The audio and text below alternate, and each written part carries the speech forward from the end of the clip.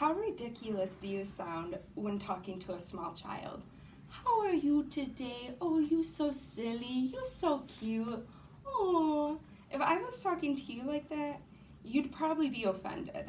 However, babies need this type of communication. You are actually helping them shape their future language skills. We talk to babies differently because we need to. It helps with their language development. In this speech, I will be talking about how we communicate with babies, where we learn how to talk with them, and why this way of communication works. First, we will talk about how we communicate with babies. Pointing and gesturing is a great way to talk to them. Pointing or using gestures with babies help them identify concrete objects or animated facial expressions. When they can identify what they want or need, it is a nonverbal way of communicating with us, which is just as important as verbal communication. Then there's turn taking. Turn taking helps with when babies have to respond with noises, they'll eventually turn their responses into words. The more you initiate a conversation with the baby, the more their brains process and produce the language. Eye contact imitates turn taking. And then monkey see, monkey do is another way of communicating. Imitation is a huge part of social learning. If we speak like them, it is motivated for them to speak more. If we were blowing bubbles with a baby and started popping them with our fingers, they're more than likely to start popping them along with us, and it's just a big bubble party. Now that we know how we communicate with babies, let's talk about where we learn to communicate with them.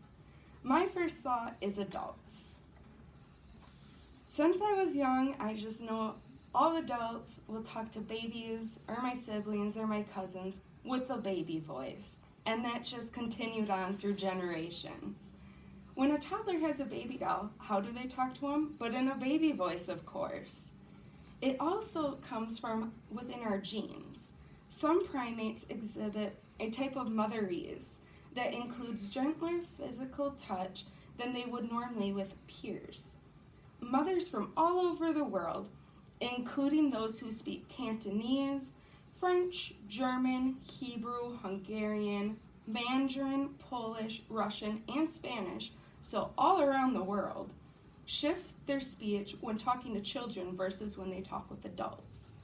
It also creates meaningful social, emotional relationships. When talking to a baby, a person will use more dynamic emotions. The important part of the conversation isn't the words, it's the feelings that is put into it. Consciously knowing we switch our speech pattern to talk to babies shows the relationship as well. Different relationships have different speech patterns.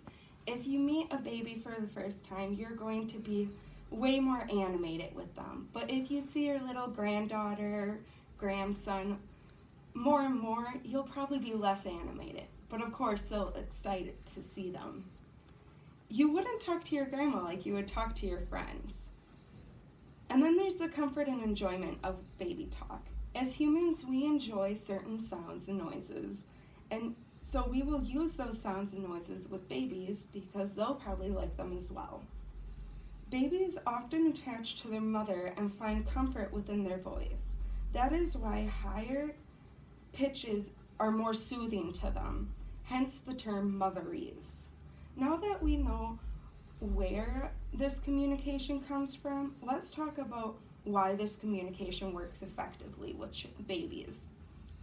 Because we focus on simplicity. Nouns that are concrete, it is easier for babies to put a name to a physical object. Babies won't know what hope is or what beauty is until later in life, and they can make their own terms with that. Higher pitches, shorter sentences, and repetitions mimic their first sounds and words. Babies pay more attention to high-pitched noises because it is different than what they're used to hearing, so they get attracted to it. Simplifying makes it easier for them to understand as well.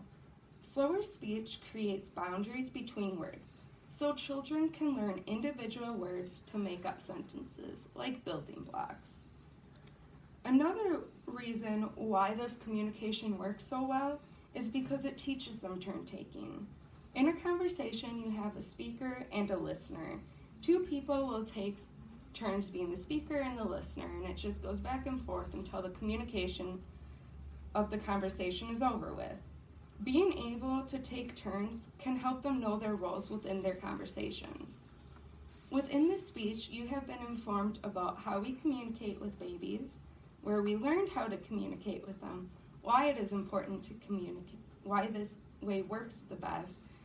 So next time you interact with a child, speak slow and do not be afraid to be silly. Bye.